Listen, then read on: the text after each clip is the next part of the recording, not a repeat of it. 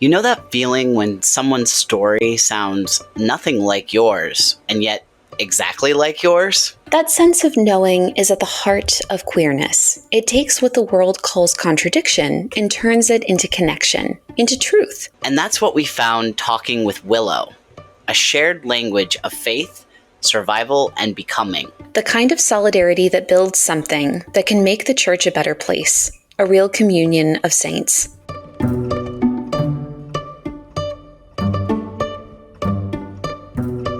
Welcome to Whiplash with Maxwell Kuzma, the show where two queer Catholics, Max and Emma, dive into the dark and twisty Catholic faith we were handed. and the beautiful mess we're building in its place. It's a journey of exploration, excavation, and deconstruction. As we challenge the limited view of God we were taught, An embrace of fully affirming, expansive Catholic faith. no topic is off limits and no question is too big or too small. We're in this together, figuring out how to reconcile our queerness with our Catholicism, and maybe, just maybe, even reimagine them both. So buckle up, folks. You might experience a little whiplash, but we're here for the ride. Let's go!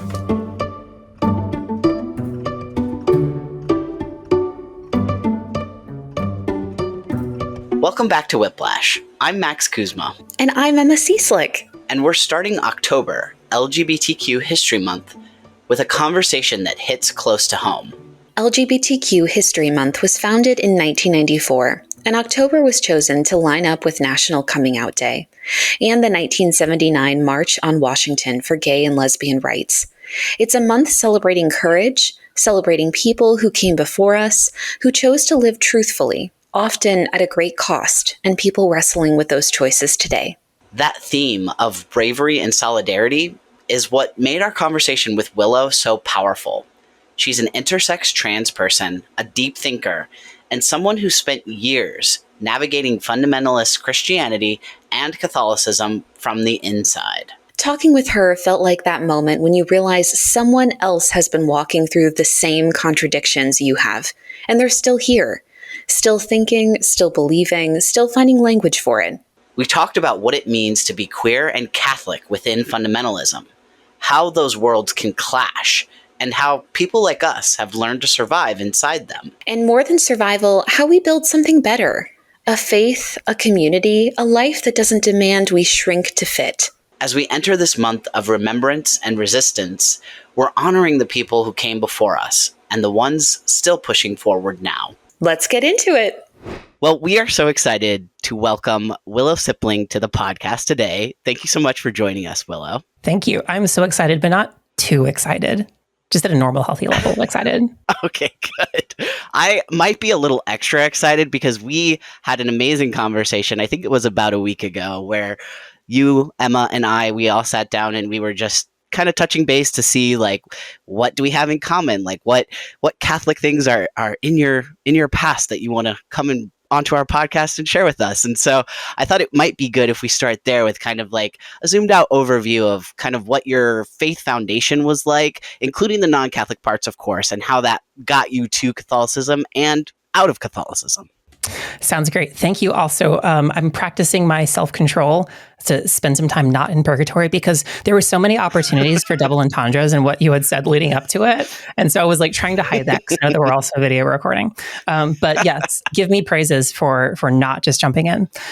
Okay. Praises being given to you now. All the Thank praises. you. Thank you so much. Yeah. So yeah, when we had talked last, one of the things that we had mentioned was kind of thinking of talking through an origin story, the lore, the spicy lore, in a way that's sort of ethnographic. I think of that as sort of being a way of telling a story in a way that isn't, say, so much about the narrative, but kind of what's in and around the narrative, which is to say, part of how I like telling my story, because I think it's cool when people talk about themselves. I like when other people tell me their stories. It's just weird when I do it for myself. So part of how I can justify it is by saying, oh, I will tell the story in such a way that I'm hoping to like put specific signposts to things that might be helpful to other people. And so we're going to do it that way. And we're going to try to pull some stuff out of it. And hopefully it'll be some things. I know that one of the things that we talked about last time, you all, I think might come up again about sort of like how desire works in and around queer spaces and how those things might shift. Mm-hmm. So there are things like that I think will just be sort of theorizing about that. But for the story, yeah. So I grew up in a very fundamentalist household. And so when I think about fundamentalism, from Christian fundamentalism, is specifically one that is very much informed by things like, if there's one tagline, it would be, you can know that you can know that you can know. And there's a lot of reasons why American Christian fundamentalism sort of has that as the backdrop. But in any case, what happened for me was growing up in that world where things were very set, very secure, part of the, a very clear-cut way of doing theology and Bible living or something like that. But of course, when you actually dive underneath the surface, it's not quite that clear cut. So, I mean, just one example, right? So the church that I was a part of had this very, they had this phrase, speak where the Bible speaks and be silent where the Bible is silent. So you can imagine a lot of like Catholic things like the Mary stuff and the Eucharist stuff was left out because you're only stuck with the 66 books of the Bible. And so, but again, like it becomes incoherent very, very quickly, right? So it's like if you're literally following the Bible with your, translated English Bible, and so you get to a passage like in 1 Corinthians about like, oh, the head covering, like whatever the heck that means, and scholars have been debating that for thousands of years. What do you do with that? Or the passages, about like, oh, women shouldn't have braided hair or makeup, and it's like, well, that doesn't look like people are following that. So, like I said, it becomes very incoherent. I personally found some incoherence when in my first 2 years of undergrad, at a very small Bible college within that denomination that I was a part of, the Church of Christ denomination, specifically the non-institutional a cappella only Churches of Christ with a lowercase c Church of Christ. So that way it's not a denomination. It's just the original one. But while I was at that school, I had this interesting thing of like trying to evangelize to Mormons, to people who are part of the LDS church. And the Mormon faith comes out of the same movement in the United States that the Church of Christ does, the Second Great Awakening. And so what was funny is as I was exploring all of the things in and around that to, convert these Mormons, I quickly realized that a lot of the same arguments that I was coming to kind of worked against me as well. I remember one thing in particular that stands out to me was this desire to basically only read the Bible, like not really looking out at external sources, especially for people, especially not looking at sources that were like not Church of Christ, for instance, which to me just seemed very silly, just because it is very silly. But I remember feeling so many cracks form after spending a summer doing an internship in ministry and talking with the Mormons, and then sitting in a chapel where the preacher that day was saying, and this is why we can't let, this sort of liberal stuff come in by reading all of, God, who's popular, Francis Chan kind of stuff. I don't know if that's somebody that comes across y'all's desk, but you can't be reading that stuff. You got to stick with the tried and true Church of Christ preachers. And that's why I want to look at this quote from C.S. Lewis. For real, my guy. I had seen a lot of things that were completely incongruent, but I think it was really that chapel when it was like, this is not going to work. So yeah. And that resonates too with us throughout the idea. We did a series on our Substack. This is definitely a little bit of an advertisement right now, called High Control Catholicism. And so like kind of looking at different instances of that, but something that is definitely consistent throughout is this idea of like, well, we're like the right way of doing this. Like whether it be that particular covenant community, whether it be me going to Franciscan University, well, we're the best. We're doing Catholicism the right way. So I just wanted to throw that in there real quick. And I think it also ties to the idea that we talked about in the High Control series, and I think something that applies to our discussion later surrounding gender and sexuality, that there are often these implicit purity tests of what an authentic or true version of ourselves or of faith is supposed to be or can be, or ways in which we practice it. So I'm excited to get into that as well. But I think what you're speaking to is the idea that many of us have experienced these moments of incongruence, and kind of they're the nexus of our deconstruction. I love how you put that, Emma, the nexus of deconstruction, because there's so many pieces to it. There's an ecology of things that happen. And to your question, that led me to stop really being a part of that particular Church of Christ.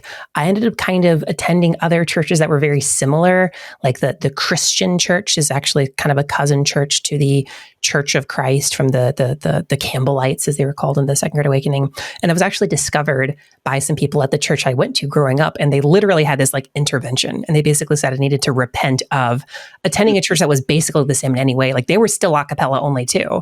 But I think the thing is that they had a fellowship hall, and that was not authorized by scripture.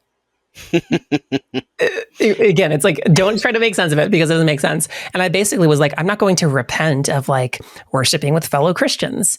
And that was too much for them. So basically found my way into evangelicalism, went to Liberty University. And from there, I think I really discovered like the desire to try to do good in the world using at its core a narrative that can be read into and read out of for the sake of helping other people live their lives in a better way. I think we talked about this when we first chatted, is that there's this funny thing that can happen, I think, when people come out of high control faith, coercive control faith, fundamentalism, purity culture, all of those things, new religious movements, is there can often be sort of a separation of everything that person was in an attempt to fully make a hard cutoff between who they are today, deconstruction person today, versus who they were living in the, evangelicalism or something then.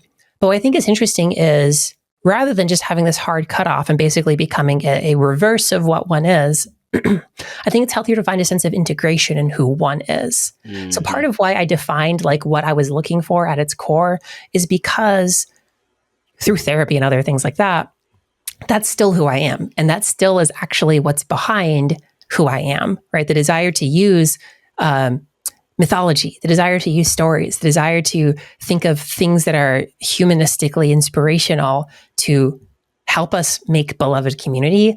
That golden chain has always been there. And the funny, unfortunate thing about that is that means if you really believe that sincerely, you're going to come into conflict with people that are only using that as a veneer, right? If you are a true believer, you're going to have problems with people who also want to use some of that position, some of that, power, even the permission really is what it is to get what they want out of it and not to like do good things. I think that's extremely well said. It's definitely something too, like I know that a lot of LGBTQ people who have been involved in super fundamentalist religion, like then, either they deconstruct out or they deconstruct to an affirming position. And then they'll have like trolls on the internet who are like, well, you just have never read da da da da da. And we're like, we know this stuff better than you do. So I think that's one element. You're totally speaking my language with everything from the integration piece of not like just like switching to another extreme after like leaving something extreme. And also with the idea of, I wanted to kind of ask you so as a transgender person myself, there's like kind of like a level of like soul searching and analysis that I think helped me personally to not just stop at like, well, I think that the Catholic Church is just wrong, but now I'm just going to go switch to something else. Like, I'm just going to find something else that's right. I actually stopped and I said, okay, but like, how do I nuance this? How do I like figure out like how do I look at a bigger picture of what it means to actually engage in these positions in like a holistic way and not just like trying to find more easy answers. So I'm kind of curious for you. I know that you haven't had a chance to like actually finish your story, but I kind of want to pull in like the trans identity piece and like how that was developing for you as well. Yeah, I think to really pull back from that and to think about what does that identity and what does the identity formation have to do with kind of leading to that beloved community, leading to that personal integration and things like that. So in my story, I didn't have words for this, but I came to know now that when I hit puberty, that I am an intersex person. So somebody who was assigned male at birth, but when I hit puberty, started developing physically, anatomically in ways that were very confusing to me. But of course, growing up in a very fundamentalist world, there wasn't sex ed, wasn't allowed to have sex ed. It's not like we talked about bodies and things like that. And it was very confusing to me. But I think what's sort of interesting is, there's a lot of intersex people who are not trans. There's a lot of intersex people who maybe wouldn't even describe themselves as queer per se. But I think with how I am in particular wired, is that is how it turned out. And I think in a lot of ways, the idea of being sort of in egg mode, as we call it, like somebody who is trans, but just hasn't sort of broken out of the shell of kind of really coming to grips with it, either because of their own awareness or because of their own, running away from it. You are sort of forced to have to understand yourself and not take things for default.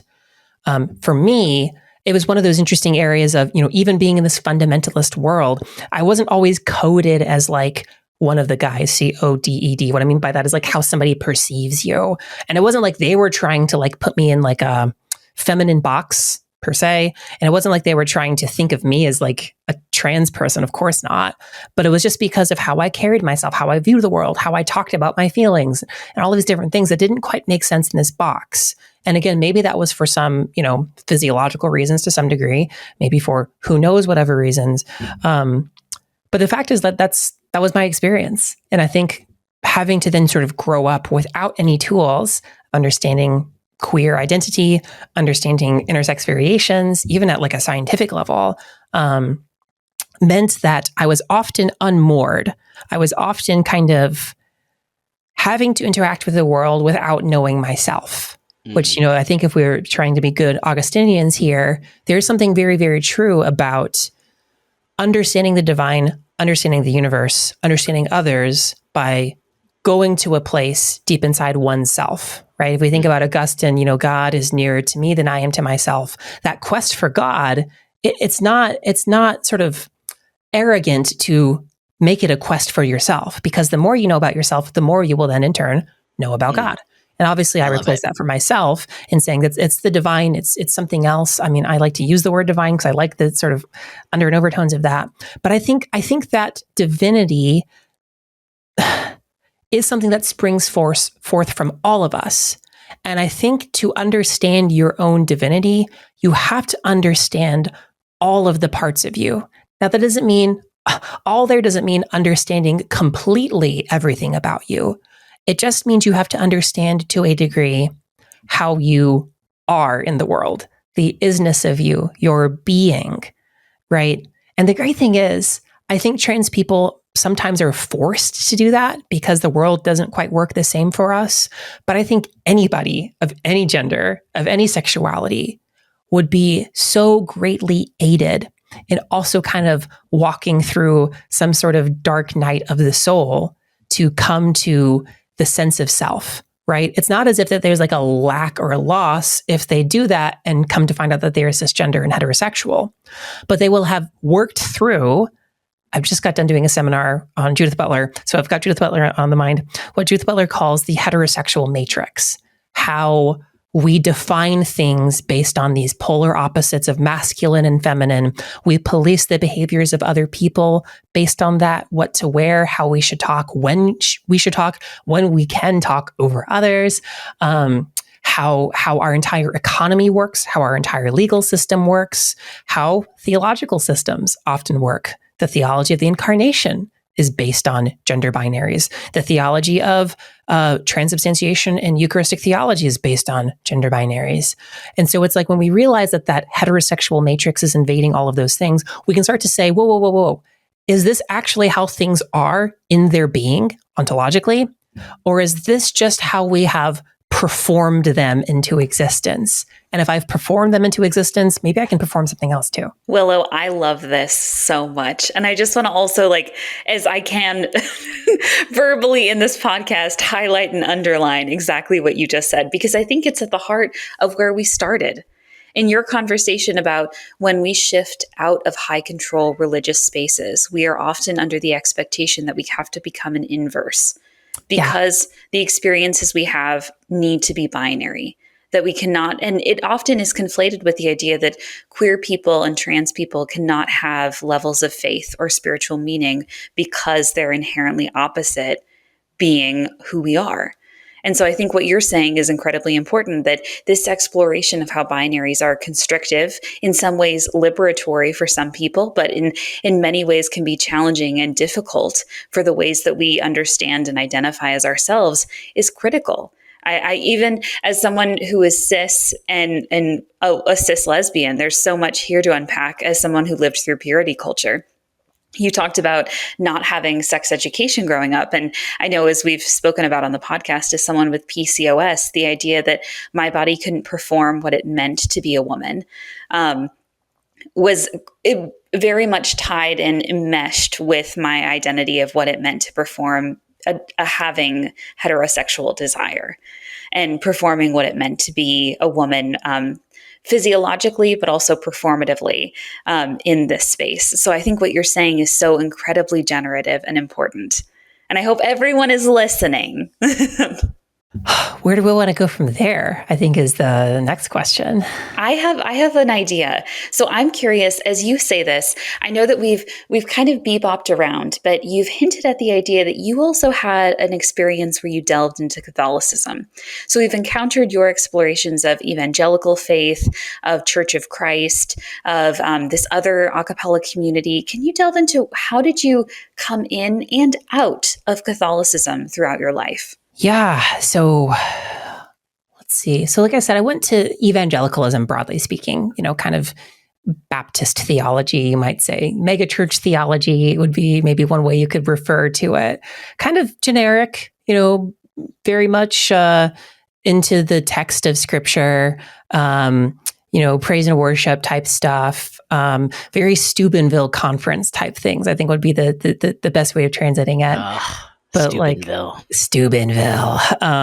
But what I think is interesting is when I, in some ways, was true to myself and decided to pursue this idea of gaining a narrative to help people. Obviously, how that looked for me practically was pursuing ministry. And so I went to grad school in the evangelical world. They call Bible college, grad school Bible college, they call it seminary, which is obviously, for the Catholic listeners, obviously not the same thing. So when I'm calling seminary, think of it as Bible grad school. So I went to Bible grad school. And while I was there, there's actually this interesting phenomena that some people call the Canterbury Trail, which is obviously a play on the Canterbury, it comes, this is not worth getting into. There's a bit of evangelical history. There was a guy at a school who ended up kind of discovering sort of the historical churches, right? So Catholicism, Orthodoxy, Anglicanism. And what happened is that this person kind of discovered that, started teaching it. And there's a whole bunch of people at this evangelical school that converted to one of these historic churches. So people sometimes call this like the Canterbury Trail, when you end up studying more about church history, about tradition, about liturgy. You keep kind of going back to the sources, and you end up looking honestly at some of the things that you run across, which is where, if you end up, liking apologetics from the evangelical space, you might end up liking some of the apologetics from the Catholic space, which is its own sort of, I've called it, to borrow a term from some critical theorists, a culture industry. It is a self-manufacturing, self-referential industry that is not really based on some sort of thing it's exporting, but really it's the culture. And so one can easily, read church history and then come across Catholic apologetics and then find themselves walking this Canterbury Trail and this desire to, from a certain perspective, be more honest to church history.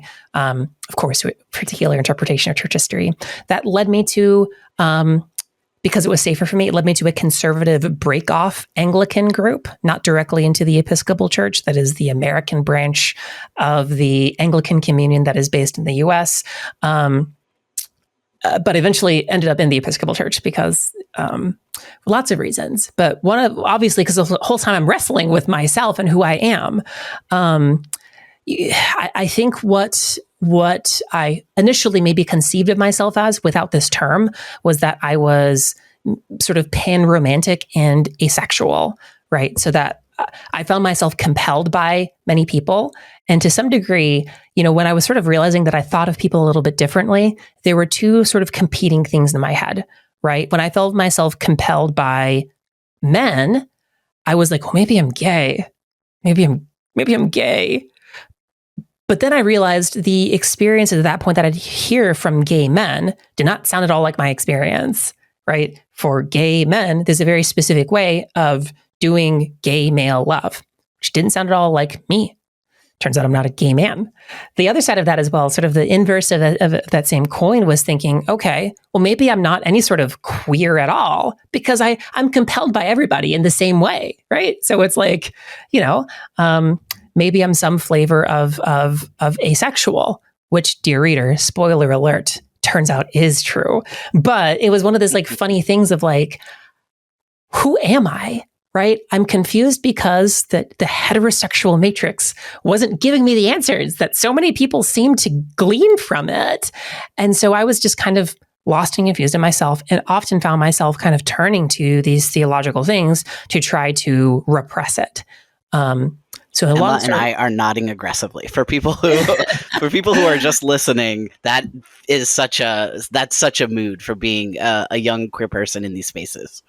Willow, and I also want to affirm just what you said. It definitely, and I've shared this with Max personally, but it was for me when I understood my queerness, it was very much in the same way, that there was an expectation that instead of me being queer, there was an internal part of myself that was broken or malfunctioning. Yeah. So I fell into the idea of exploring theology much deeper and kind of falling into this system of self-policing, of thinking that I was not enough, or that by studying hard enough, I would be able to find where I fit. So I think what you're saying of throwing yourself into like theological inquiry is kind of what Max was tying to earlier. Of very much, many of us are well versed in these conversations because we've had to face and grapple with what it means for us.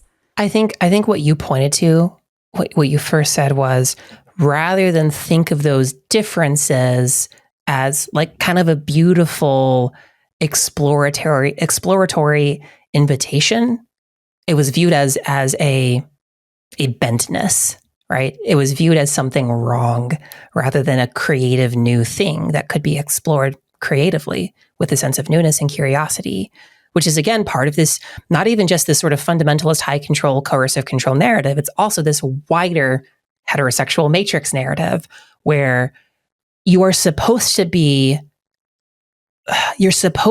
off balance if you're not meeting those things, right? Because so much of the power comes from those things being fundamentally true.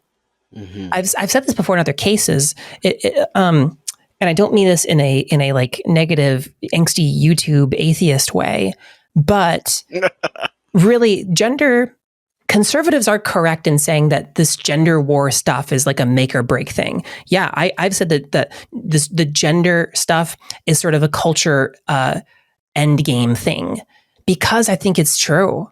Because so much of our world, is based on class, for instance, but so much of that class is viewed through the lens of gender and is performed through gender and is negotiated through gender and power is held by gender. And then it's used as a tool performatively. Now you can have women CEOs who are also exploiting their workers. We can have Black CEOs who are also exploiting their workers, right? So obviously class does play a role in this too, but it uses some of these terms. It co-opts these terms from those of us who are trying to think deeper, and it still latches us into this matrix of power ultimately, right? So back to the Catholic thing though, right? It is sort of an end game if gender messes things up, because like I said, the Catholic priesthood is based on this masculine difference. To be in persona Christi is to be somehow, right? To be a man, regardless of these accidents of him being Jewish, right? It's like, it doesn't matter if you're Jewish or not, but you have to be a man. That's the part that counts, right? It's the same incoherence that I heard in the Church of Christ, right? You have a very broken Eucharistic theology. I think you also have a really, really broken sense at that point. If gender gets messed up, you have a really broken sense of sort of like the theology of soteriology, the theology of salvation. Because if it's meant to be through this man, Jesus Christ, and if that manhood is in some way part of the substance of which salvation comes from, whether that's through the sacraments or through other means, what happens when that referent becomes changeable, becomes queer, becomes movable? Now, fundamentally, philosophically, that maybe shouldn't be a problem for us, right? We queer things all the time. And in fact, even folks that have this very traditionalist Catholic theology enjoy queered things all the time, turning things on its head, questioning things. But the problem with questioning this theological thing is that it also begins the questions of power, right? All of those cardinals now have seats up for grabs from women and non-binary people, and God forbid, trans people, right? So it's not as if we can say, oh, let's explore that because that sounds interesting. No. There's a lot of power and money and control tied up in that matrix being the way that it is. Willow, and I love that you say this. And I think it also ties to the idea I really like this idea of gender endgame, because it also ties to the idea that it's very much an argument about like highlighting the ways in which control have existed. And I think what you were saying is incredibly important because it's asking not just people in our own communities, but everyone to engage intentionally with power systems that they've been part of, but also ways in which they understand themselves. Because I think from what you say, it's important because part of this bentness in myself was the belief that if I understood and discovered more about myself, not only was it selfishness, but it was inherently sinful. Yeah. And so I think what you're talking about is very liberatory of no, to know ourselves better is to know God better. But at the same time, to know ourselves better is to understand the systems within which we were born, the privileges that we've been allocated in our life, but also the significance that we are having and the roles we are playing in everyday life and in the power systems that we exert upon and profit from. Well put. Willow was like, yes. let me chew on that. Because I think the thing about power, especially when we think about it in the context of coercive control, when we think about it, well, first let me say, when people kind of make fun of the trans thing, like it doesn't make sense, like, oh, what is a woman or whatever, right? No, let's turn that on its head. What doesn't make sense is coercive power.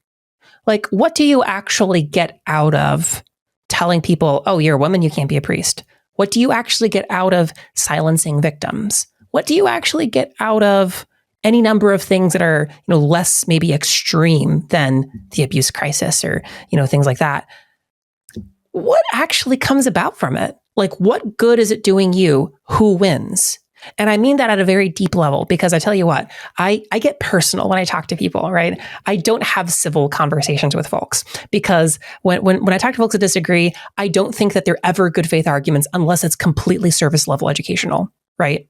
I think when it comes down to it, people can be very selfish with how they are connected to power, right? And so when something like trans identity comes about, it's not as if trans people are actually threatening, right? We know that, especially those trans women that everybody hates, that the spironolactone melts their muscles.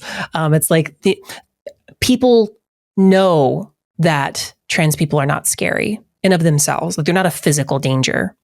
What's actually scary is what they represent. What they represent is an open door, right?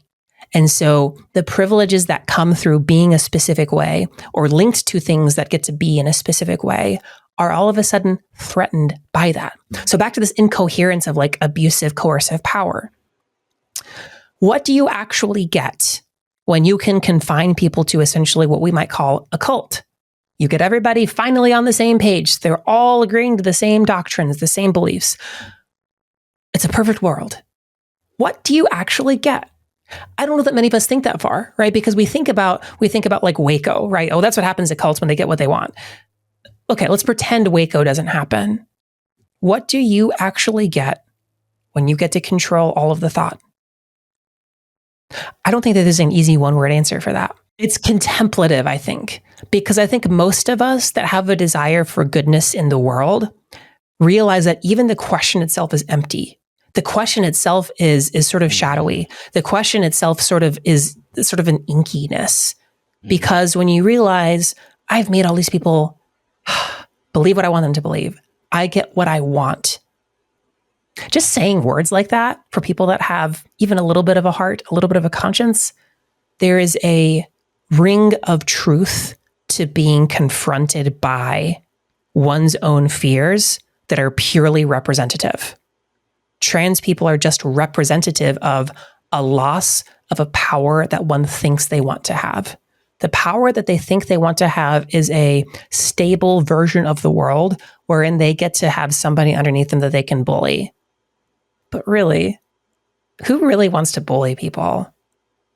Like, actually, right? We know that there are people that do that, right? We know that there are people that make a lot of money doing that. We know of some specific people that have made a lot of money doing that.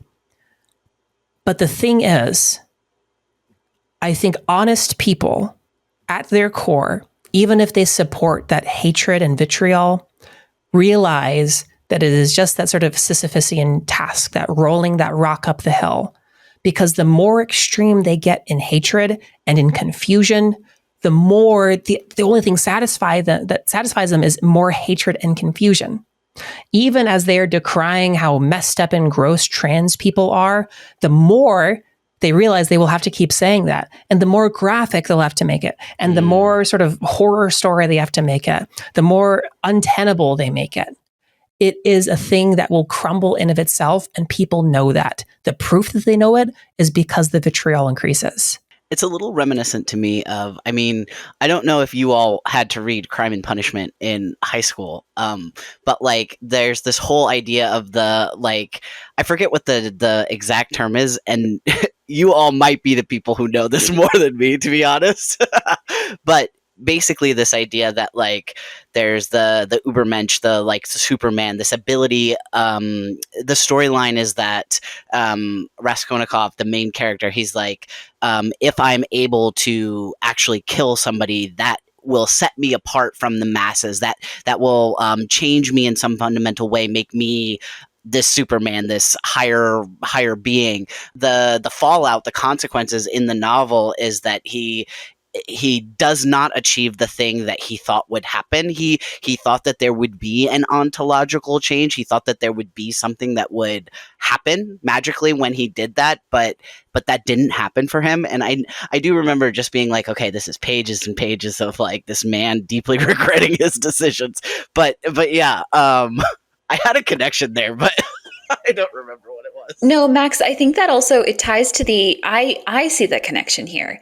And I think it ties to what you're saying of this Ubermensch idea, is that there will never be a way that vitriolic language, or there will never be a way where problematic or hate-filled language will fulfill or satisfy the levels of control or the levels of like restricting free thought that will be enough. So just as you say, maybe in his mind, he was thinking that if I commit this single act, I will be able to manifest this higher version of myself.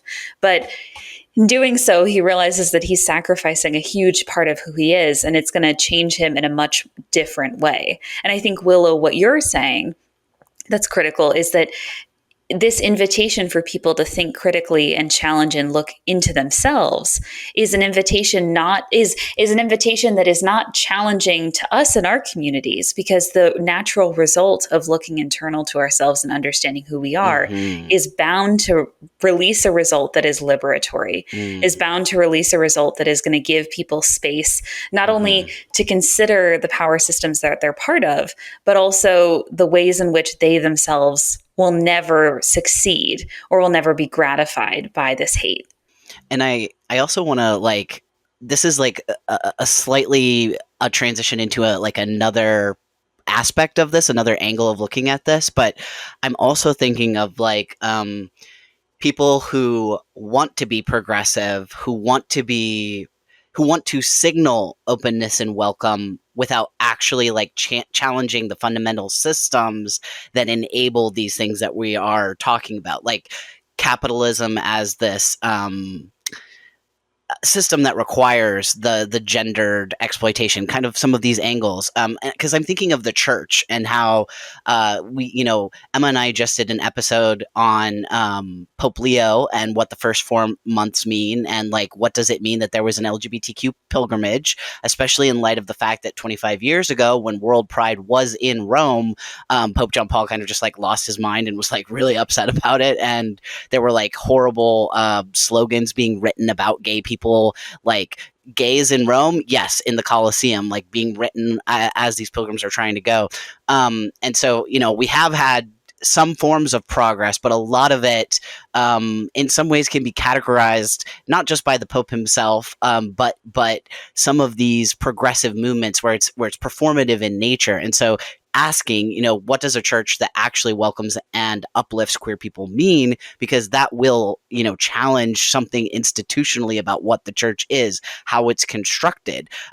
It will challenge this idea that apologetics are a pathway that leads you to the truth, capital T, and that there are no other questions and there's no room for anything else. Yeah, that stability, especially stability that comes from, say, like apologetics, for instance. The stability comes from the creation of stability. It doesn't come from like answers, right?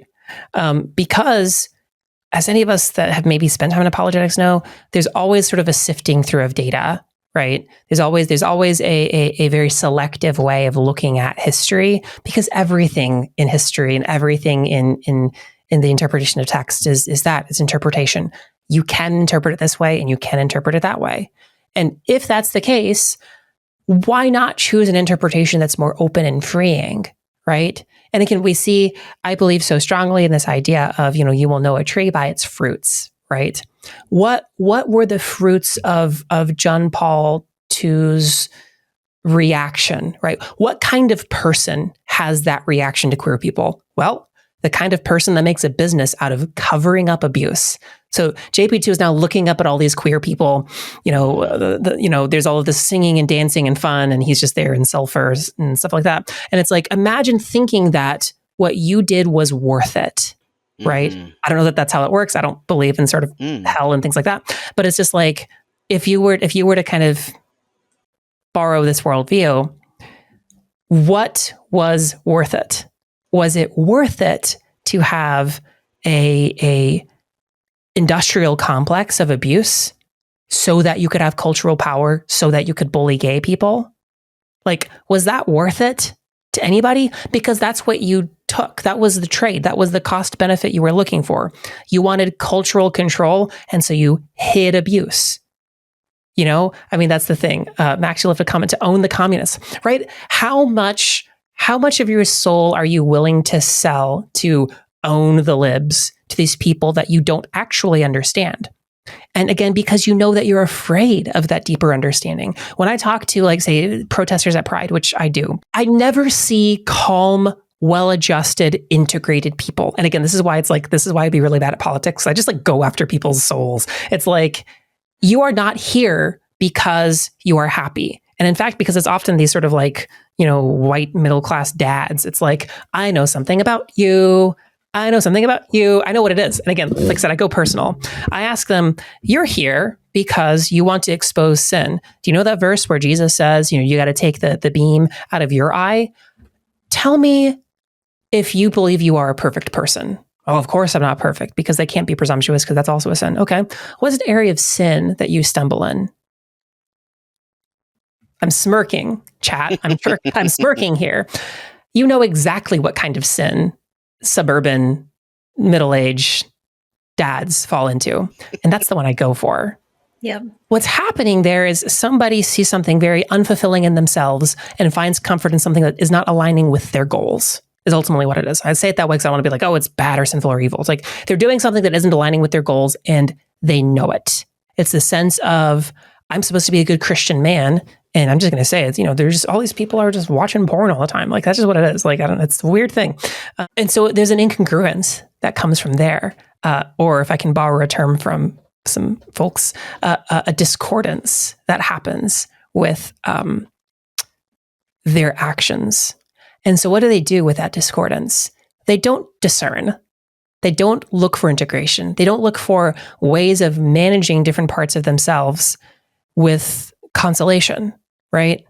They just get angry, right? And so they find things that are related to their anger and they go after them. That's why they hate queer people, right? In the same way that they'll understand like why they can't stop looking at porn. And there's like honestly pretty easy reasons for that. Like if you don't like looking at porn, like you can talk to a therapist about that. I love what you're saying. I also, Willow, want to highlight that what you're talking about is the idea that ties back to where we started, of this idea of cherry picking people, cherry picking problems that are adjacent to our own, but are able to be exerted and policed in ways that are specific and are harmful because they target marginalized communities.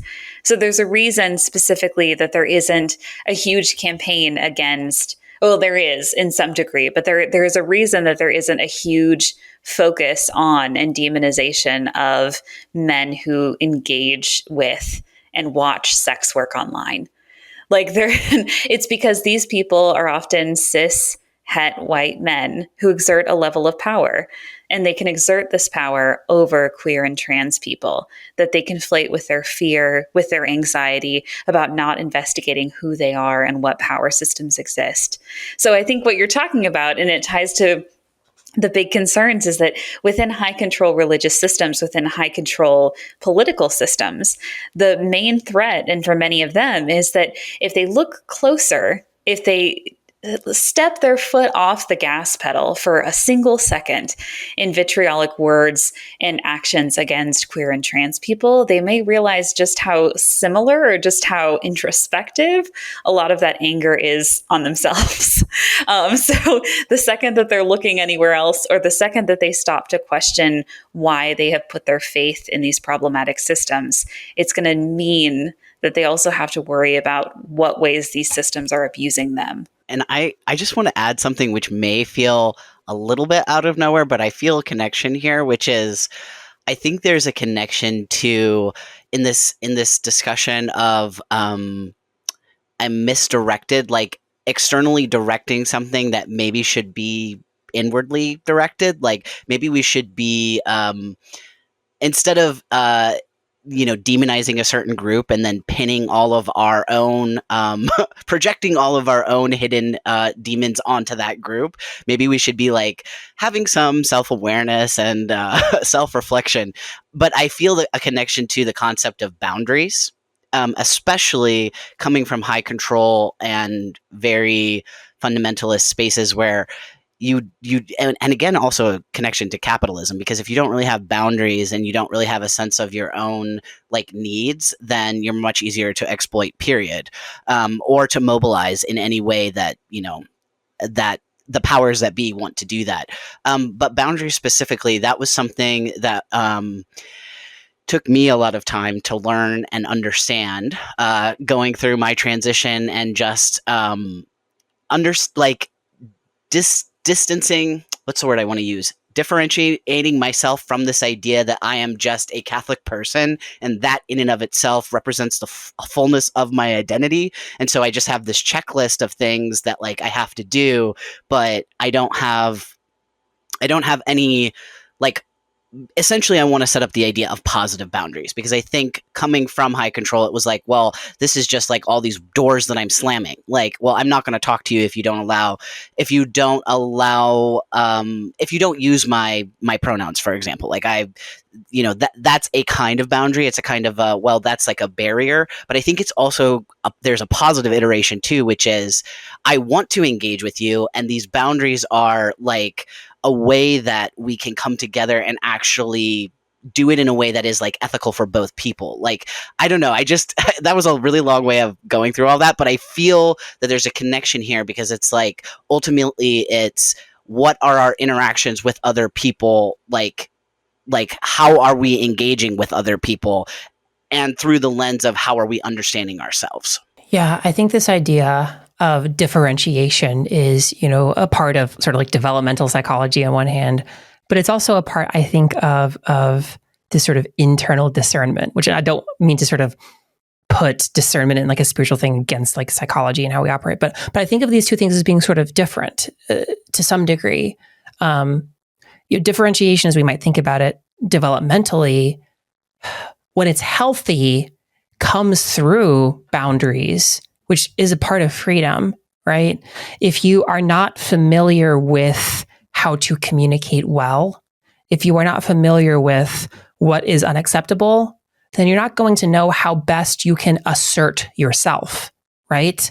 So I think of this often when someone's talking about relationships with folks, is it's not as if it's bad to say, ask your partner or partners, hey, I prefer it if you, when something is, not going well, if you're angry, if maybe you could talk to me more in this way instead of this way, right? It feels like we're being the wet blanket, but the reality is we're giving that person a sense of differentiation, right?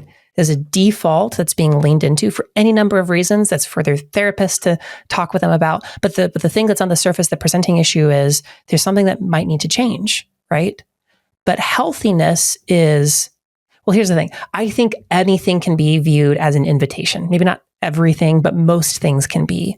So in this kind of example that I'm going on a tangent about, if your partner says, hey, maybe can you try this differently? Rather than saying, this is an attack on me, or maybe from an anxious perspective, oh my God, all I do is mess up. This is terrible. I'm horrible. I'm so sorry. I'm so sorry. I'm so sorry.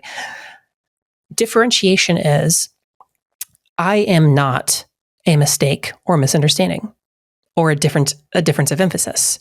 I am somebody who likes invitations. I am somebody who listens.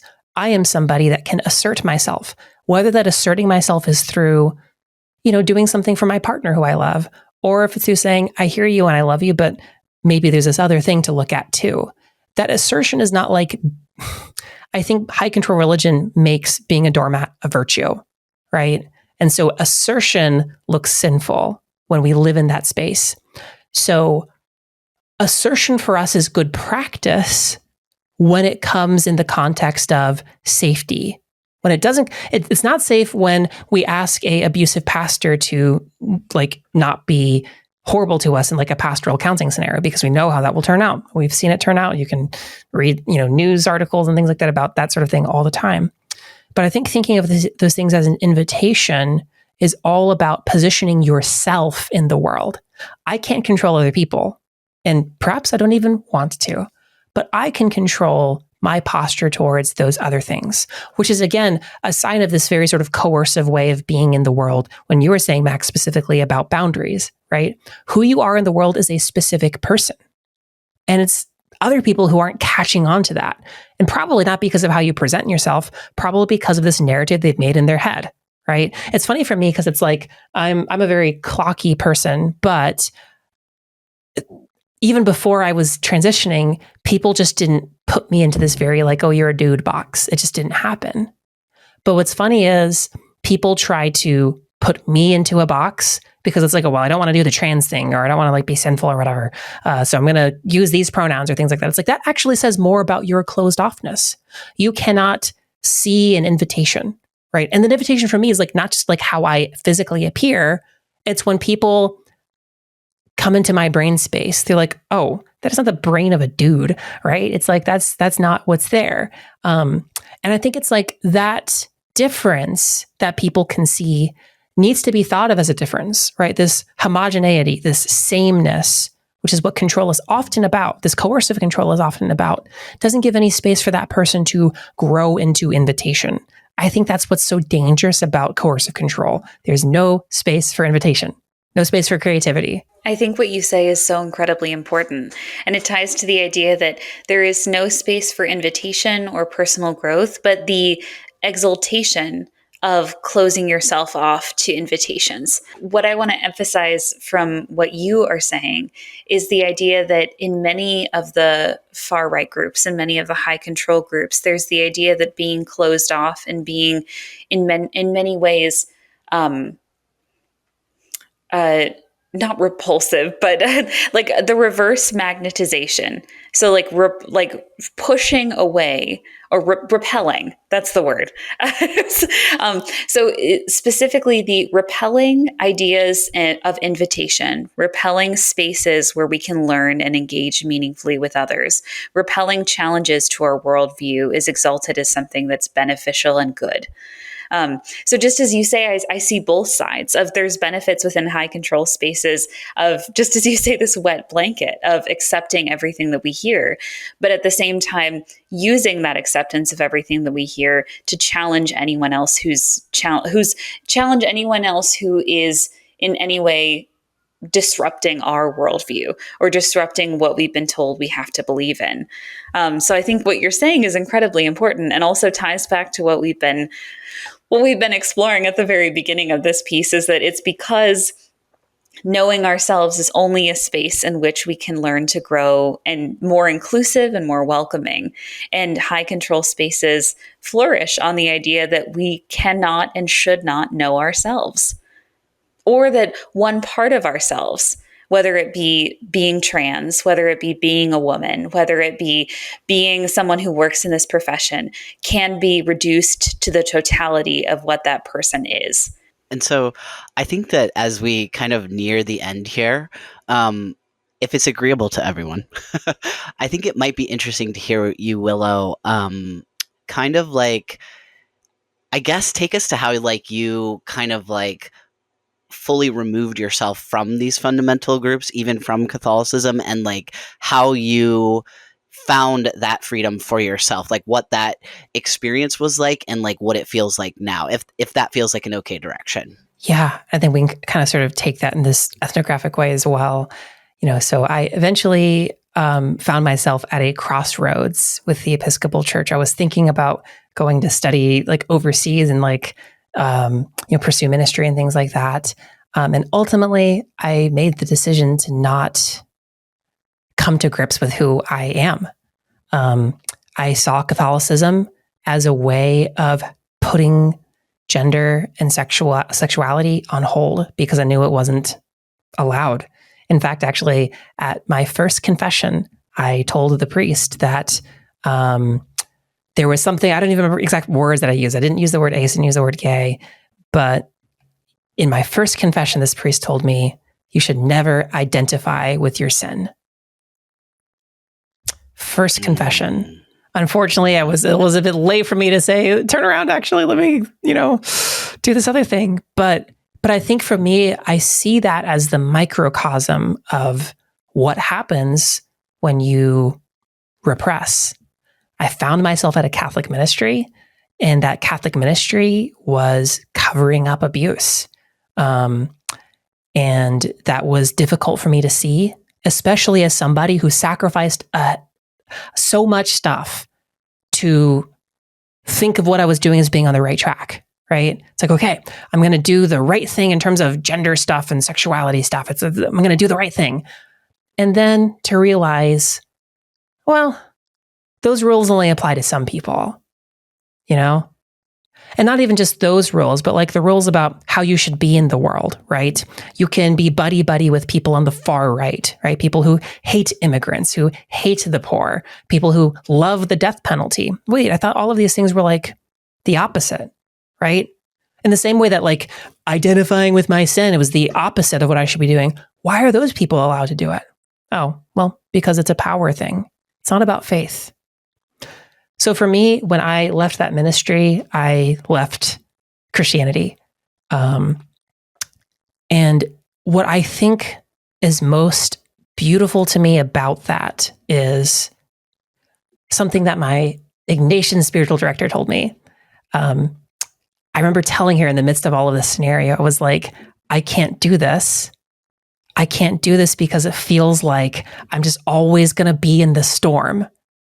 And this will sound counterintuitive, what she said to me, but it changed my life. She said, what if you never get to leave the storm?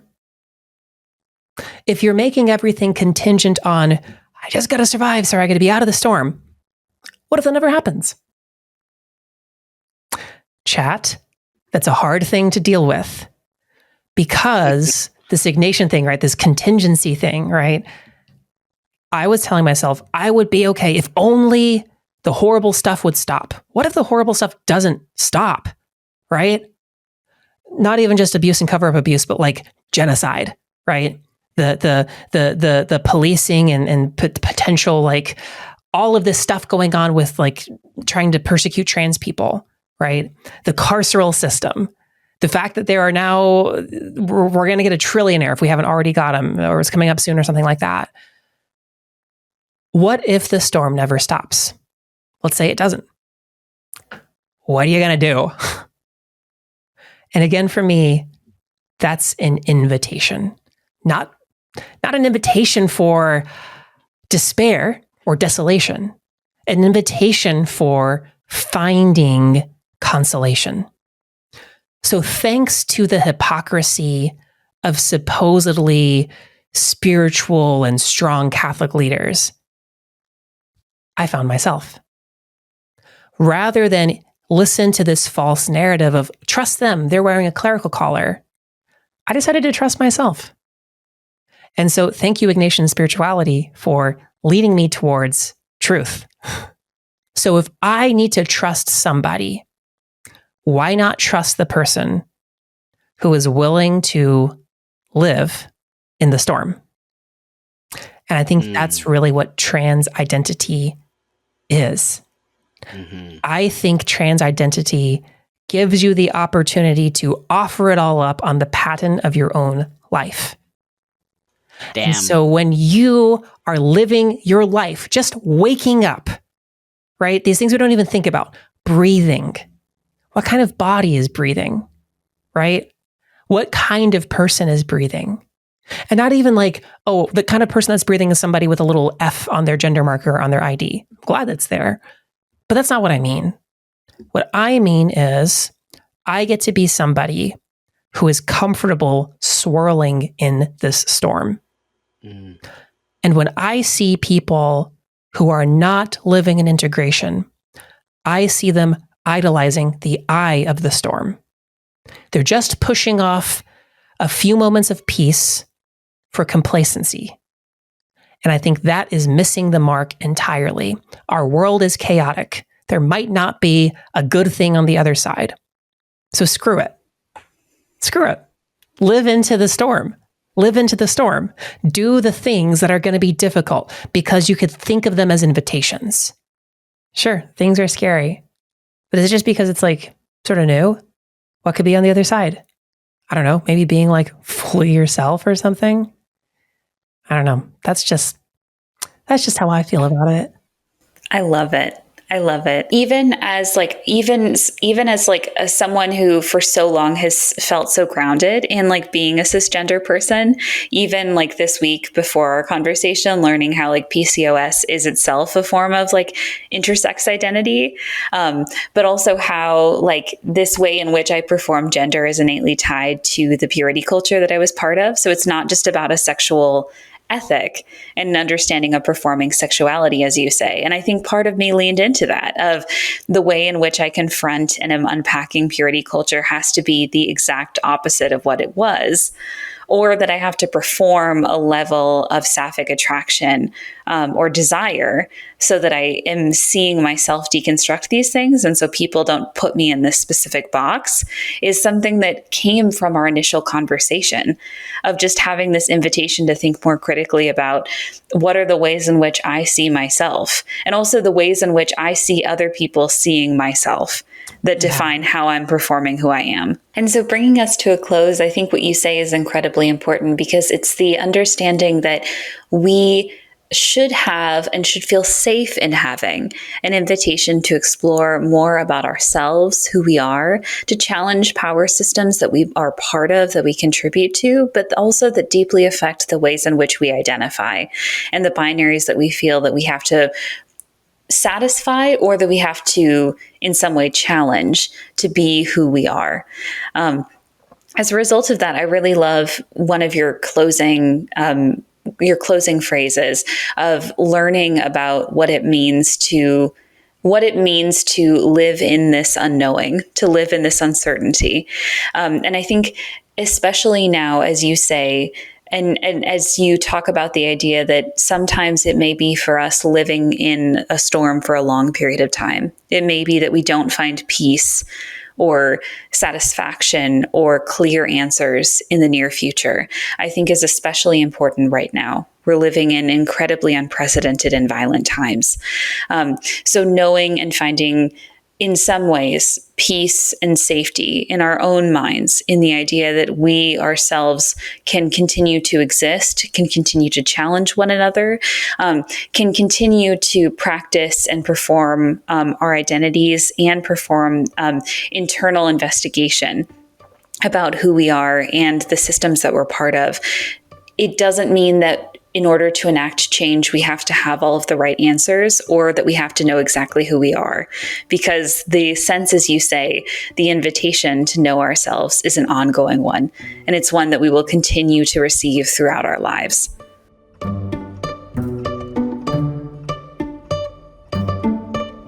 That was our conversation with Willow, and we're so grateful to her for the honesty, courage, and care she brought to it. These kinds of conversations remind us that being queer and Catholic isn't an abstract idea. It's a lived reality, one that carries both grief and grace, but also an incredible strength that comes from knowing we're not alone. As we celebrate LGBTQ History Month, we want to hold space for that solidarity across generations, across communities, and across all the ways people of faith have fought to live truthfully. If you want to keep engaging with these types of conversations, you can find Whiplash with Maxwell Kuzma on Substack, Spotify, Apple Podcasts, and YouTube. And if you're able, consider supporting the show. It helps us keep creating work that's free and accessible for everyone. And consider joining us on Substack at maxwellkuzma.substack.com for more reflections, transcriptions, and to access all of our deep dive essays. Thanks for listening and for being part of this work. We'll see you next time on Whiplash. Bye!